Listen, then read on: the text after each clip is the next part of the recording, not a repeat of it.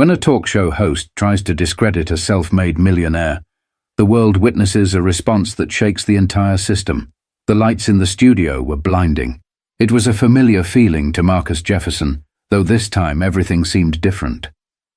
This wasn't just another media appearance, another chance to promote his business. No, today was going to be different.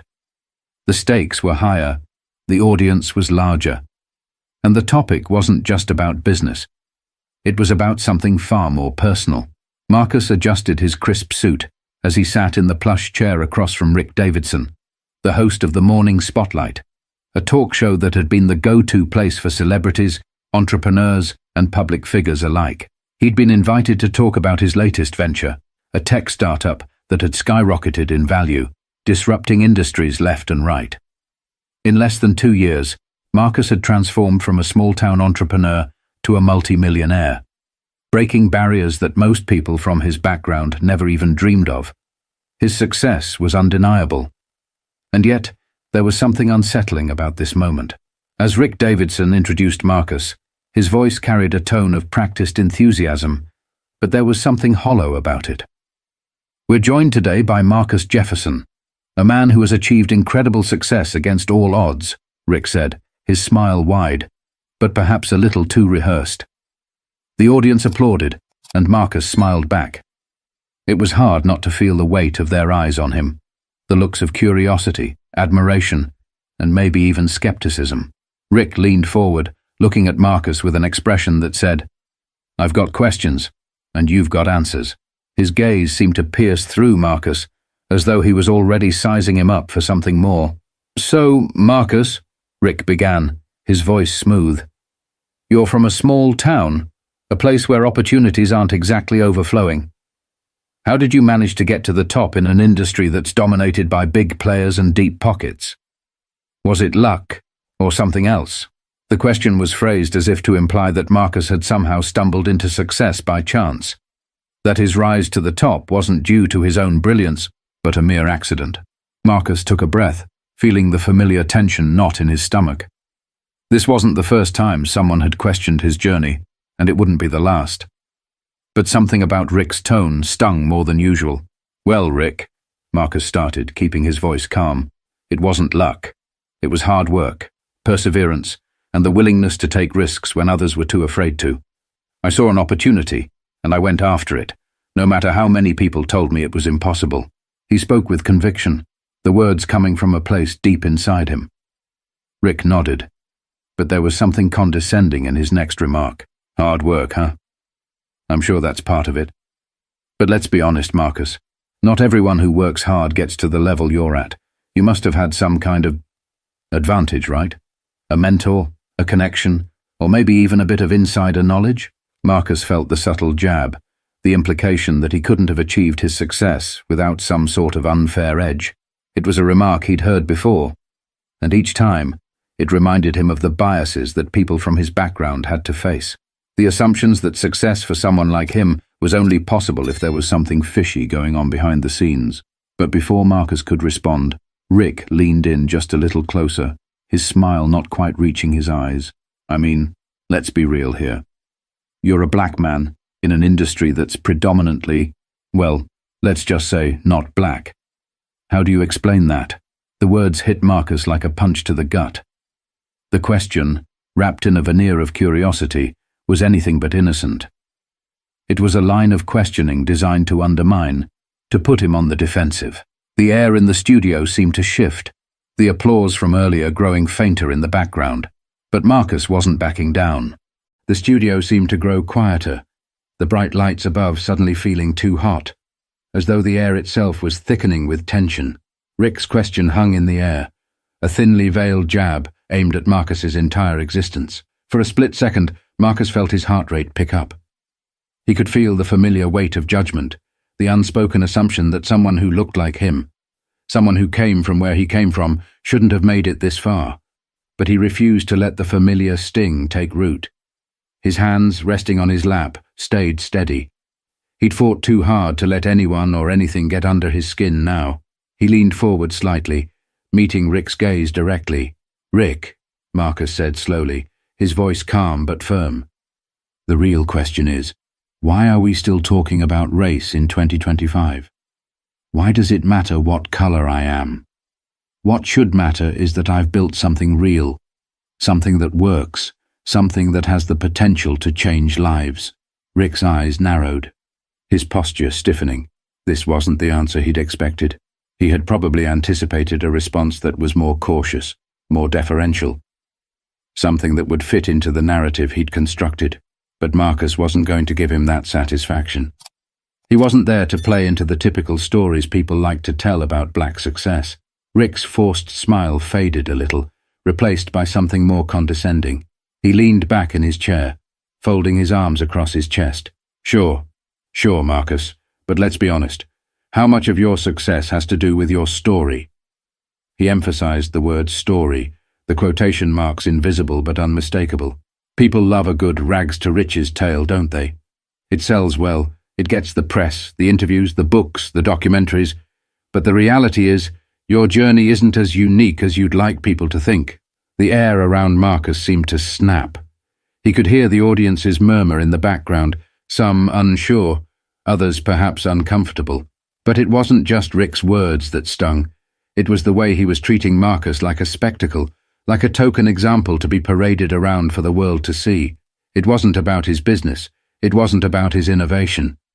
It was about the fact that Rick Davidson, a white man in a position of power, could never see Marcus for who he truly was. A person worthy of respect, not just someone who fit into a narrative of struggle. Marcus held his breath for a moment, gathering himself. He wasn't going to let this moment define him or break him. He had too much at stake. He had his company to think about, his employees, the people who were looking up to him. He had no room to back down. You're wrong, Rick, Marcus replied, his voice rising slightly with each word. My journey is unique because it's mine. You want to reduce me to a story for your audience's consumption, but that's not who I am. My business is about more than just overcoming obstacles. It's about creating opportunities for people who've been overlooked. And yes, part of that includes where I come from. But that's not my story's selling point. It's the reality of building something from nothing. Rick's smirk faded, replaced with a thin line. He wasn't used to being challenged like this, especially not on his own show. His next words came out with a forced air of neutrality. Okay, we get it. You're a success story. But let's talk about your future. What's next for Marcus Jefferson? You've done well for yourself, but at the end of the day, it's all about keeping that momentum, right? How long can you keep it up? Marcus paused for a moment, trying to steady his thoughts. He'd answered questions like this hundreds of times before, but this felt different. Rick wasn't asking because he was curious about Marcus's vision. He was asking because he didn't believe Marcus could continue at this level. He was testing the waters, looking for a crack. The truth was, Marcus didn't know how long he could keep going. No one did. Success wasn't guaranteed. But that didn't mean he was about to back down. Not from anyone. Especially not from Rick Davidson. But there was a fire in Marcus's eyes now, a quiet storm brewing. The tension in the studio was now palpable. Marcus could feel the eyes of the crew on him, the weight of the camera lenses focused squarely on his face. It was as though the entire world was holding its breath. The question Rick had just asked lingered in the air like smoke, each syllable adding fuel to the fire that was beginning to rise inside Marcus. He clenched his jaw, refusing to let the frustration boil over. But there was only so much composure he could hold on to. Rick wasn't done. The host had been trying to bait Marcus for the past few minutes, pushing and prodding for a response that would confirm the narrative he'd already decided on. He wasn't interested in the reality of Marcus's journey. He wanted to reduce it to a soundbite, a quick takeaway that fit into his view of the world. And that, more than anything, was what had Marcus seething. Look, Marcus, Rick said, his voice now carrying an air of superiority. It's great that you've made a name for yourself, but let's be real here. You're not just competing with the other guys in your field. You're up against a system that was never built for people like you. The odds were stacked against you from the beginning. So, tell me, what's really going on? How much of your success is a product of the system, and how much is pure merit? The words hit Marcus like a slap. It wasn't just the accusation, it was the assumption. The way Rick's question implied that Marcus's success had less to do with his talent and more to do with external forces he couldn't control. That he couldn't have possibly achieved what he did on his own. That his journey wasn't the result of his intellect, his strategy, his drive. The cameras captured every moment. The audience was waiting, on the edge of their seats. Marcus could feel it all. The eyes of the nation, the weight of expectations, the years of stereotypes that had been placed on men and women like him. It would have been so easy to walk away, to say something polite and diplomatic, to just brush it off as another ignorant comment from someone who didn't understand. But not today. Not anymore. Marcus's voice cut through the silence, steady and measured, but laced with a quiet power that carried every ounce of his frustration. "You're wrong, Rick. You've got it all wrong." He looked directly at the camera, speaking not just to the host, but to the millions of people watching at home. "You want to make it about the system. You want to make it about race. But that's not where my success comes from. That's not where anyone's success comes from. It's about having the drive, the passion, the willingness to fail, and get back up again." Rick raised an eyebrow, clearly taken aback by the sharpness of Marcus's response. He wasn't used to being challenged like this, especially not on his own show. "I'm just saying, Marcus, it's easy to say you've made it on your own when you've had the privilege of certain opportunities." Marcus leaned forward slightly, his posture shifting as he locked eyes with Rick. He could feel the moment building, could sense that the audience was about to witness something that would shift the narrative. "Privilege?" Marcus repeated, his voice rising ever so slightly. "Do you mean the privilege of being born into a system that assumes I can't make it, that people like me aren't capable of success?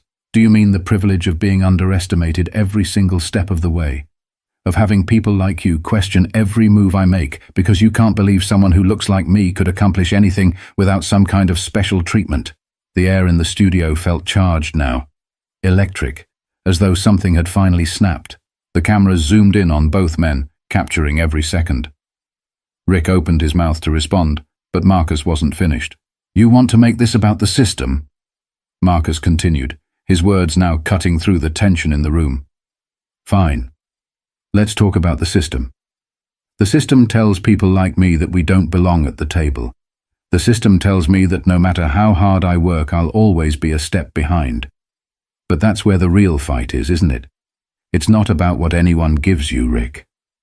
It's about what you take, despite the odds, despite the system, despite people like you, who doubt me at every turn." For a moment, there was nothing but silence. Marcus's words echoed in the stillness of the studio. He could see the expression on Rick's face. Shocked, perhaps a little shaken, but most importantly, exposed. The quiet rage that had been simmering under the surface for years was finally coming to the forefront. But Marcus wasn't done yet. The tension in the room was almost unbearable. The silence that followed Marcus's words seemed to stretch on, long enough to make everyone wonder if the world was holding its breath.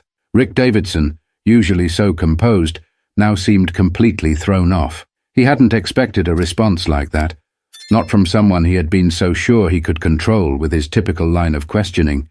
The audience, previously murmuring and shifting in their seats, now seemed to lean in, hanging on every word. The cameras captured Marcus's face, a mixture of determination and something far deeper. He was done being underestimated, done being treated as a curiosity or a token. He had worked too hard, sacrificed too much to let anyone, especially someone like Rick, define his worth. Rick cleared his throat, struggling to regain his composure. He wasn't used to being challenged in such a public way, especially not on his own show. His eyes flickered nervously for just a moment before he tried to regain his control. "Well, Marcus," he said, his voice now somewhat strained. "I didn't mean to offend. I was just trying to ask the tough questions, you know, the ones people don't want to hear." But Marcus was having none of it. He saw through the facade, the way Rick was trying to backpedal, trying to salvage what little dignity he had left after being caught off guard. He wasn't going to let him off that easy.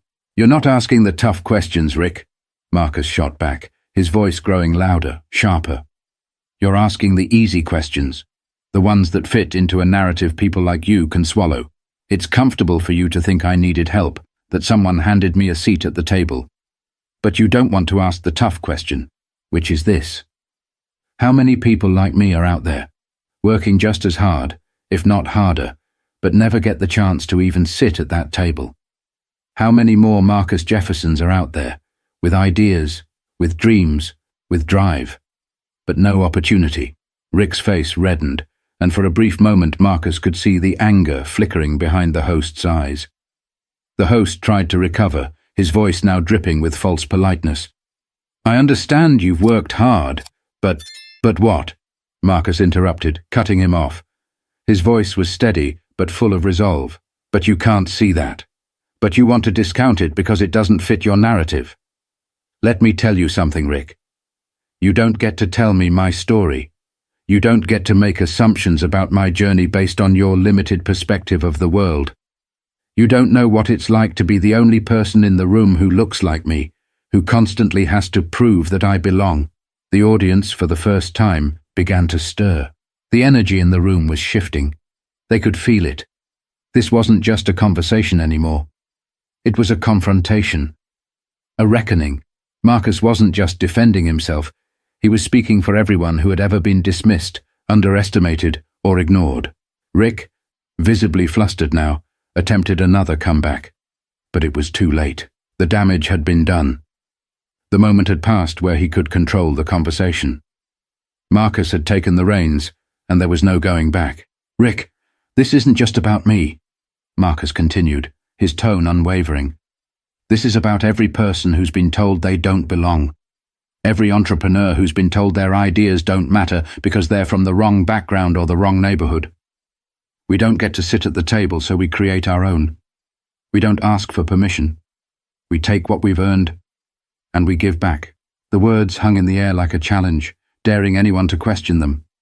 It wasn't just a speech. It was a call to action. A call to those who had been told they couldn't, wouldn't, or shouldn't. And then, for a brief second, Marcus turned to face the camera directly. It was as if he was speaking not just to Rick or the studio audience, but to the millions of viewers at home who were watching, listening, processing everything that had just happened. You want to talk about the system? Marcus said, his voice softening just slightly but still carrying that undeniable power. Let's talk about the system, but not the way you think. It's not about what the system gives or takes. It's about what we do with what we have. Every day we're faced with a choice, to let people like you define us or to show the world who we really are. The world is changing, Rick, and it's time you caught up. For a moment, there was complete silence in the studio. No one spoke. No one moved. It was as if the air had thickened with the weight of Marcus's words. The host, caught in the gravity of the moment, could do nothing but sit there, speechless. The silence stretched, but Marcus knew something had shifted. The studio lights flickered, as if struggling to hold the weight of the silence that followed Marcus's words. For a brief moment, the world seemed to hold its breath. Rick Davidson sat there, frozen, caught off guard by the sharpness of Marcus's response. It was clear the host had underestimated him. Clearly, he wasn't prepared for the force of Marcus's rebuttal. But the show must go on, they say. After what felt like an eternity, Rick awkwardly cleared his throat and tried to regain his composure. He forced a smile, but it was brittle, strained. Well, Marcus, that's certainly a perspective, he said, attempting to move the conversation forward. His words were hollow, lacking the usual confidence he'd carried just moments ago. Marcus, however, was done with playing by anyone's rules. He leaned back in his chair, crossing his arms, but his gaze never wavered. He wasn't about to let Rick, or anyone else, control the narrative. The camera panned to him, capturing the cool, composed demeanor he had always prided himself on. But the truth was, Marcus wasn't just standing his ground in that studio. He was standing for everyone who had been told they didn't belong. Everyone who had been made to feel like their achievements didn't count. He was speaking for every black entrepreneur who had faced the same patronizing questions, the same underestimation. He was speaking for anyone who had ever been forced to prove their worth in a world that refused to acknowledge their brilliance. Outside the studio, the fallout from the confrontation was already starting to ripple through social media. Clips from the interview were circulating rapidly, shared, reposted, commented on by thousands, then millions. The world was watching. The moment had become more than just a televised argument between a host and a guest. It had become a conversation that everyone felt compelled to join. On Twitter, the hashtags #RespectMarcus and #OwnYourStory began trending.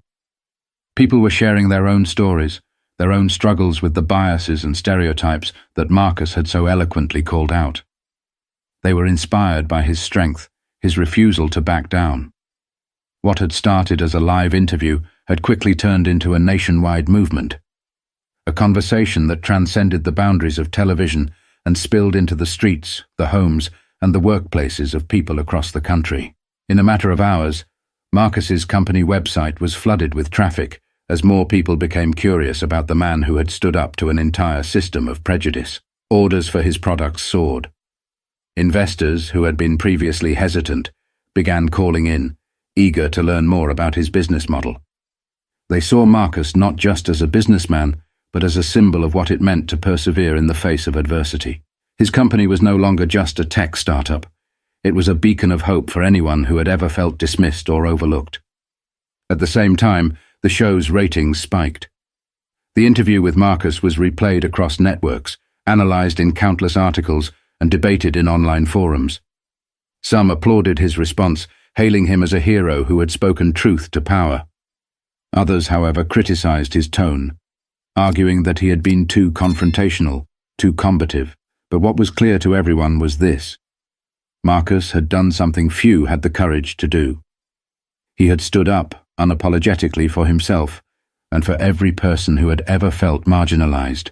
Rick Davidson's reputation, on the other hand, wasn't faring as well.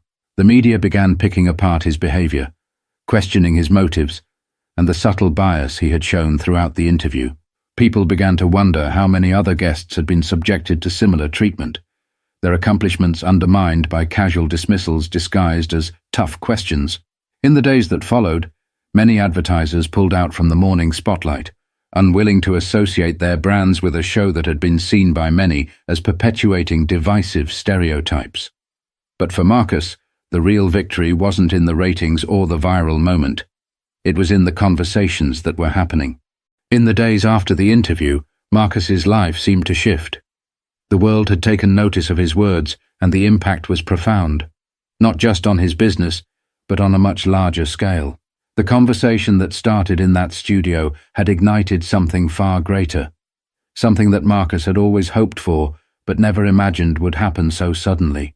The phone calls came pouring in, investors eager to partner with him, media outlets requesting interviews, and even strangers from all walks of life sending messages of support. For the first time in a long time, Marcus felt like the world was actually listening. He wasn't just a businessman. He wasn't just the success story that others liked to tell. He was Marcus Jefferson, a man with ideas, with a vision, and with the audacity to confront the world when it tried to undermine him. But despite all the attention, Marcus knew one thing for sure. His success was never going to be about the headlines or the viral moments. It was about something deeper. It was about creating a space where people like him, people from all backgrounds, could stand tall and say, "I belong here." It was about proving that success wasn't reserved for those who played by the rules set by others. It was about reshaping the narrative, showing the world that the system didn't get to define his worth. As the weeks passed, Marcus continued to focus on his company, using the newfound platform to further his mission of innovation and inclusivity. He spoke at conferences, joined panels, and became an advocate for racial equality in business. But the words he had spoken on the morning spotlight continued to echo, not just in boardrooms and offices, but in living rooms, schools, and communities across the nation. Marcus's message had resonated because it wasn't just about him. It was about everyone who had ever been told they didn't belong. It was about breaking through the walls of prejudice and opportunity, about proving that anyone, no matter their race, background, or circumstances, could rise and achieve their dreams. His response to Rick had become more than just a personal victory. It had become a symbol of resistance, of resilience, and of the power of standing up for what's right. The show, The Morning Spotlight, had since aired several episodes with renewed vigor. The producers had been forced to acknowledge the backlash and make some changes to the way they approached interviews with guests from diverse backgrounds.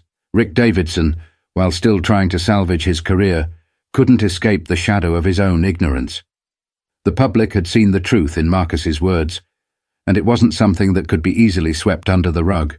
And for Marcus, he realized that this moment had not just changed his career, it had changed his life. No longer was he just another entrepreneur trying to make it in a crowded industry. He was a leader, a voice for the voiceless, a man who had taken a stand and made a difference. But the real message of this entire experience wasn't just about one man standing up to the world. It was about how the world could change when people stopped accepting the status quo and started challenging it. For anyone who had ever faced rejection, ridicule, or disbelief, Marcus's story was a reminder that their worth wasn't defined by others. It was defined by their own actions, their drive, and their ability to push forward despite the obstacles in their path. The true cost of success wasn't measured by how many doors opened for you. It was measured by how many you were willing to knock down yourself. And the world? The world was finally listening. As Marcus looked toward the future, he knew this was only the beginning. His fight wasn't over. But with the support of those who believed in him, and with the undeniable truth of his words, he was ready to face whatever came next. If you've ever felt underestimated or told you couldn't succeed, take Marcus's story to heart. You are more than your circumstances. Stand up, speak out, and never let anyone define your worth for you. Subscribe now to follow more stories of courage, resilience, and the fight for equality.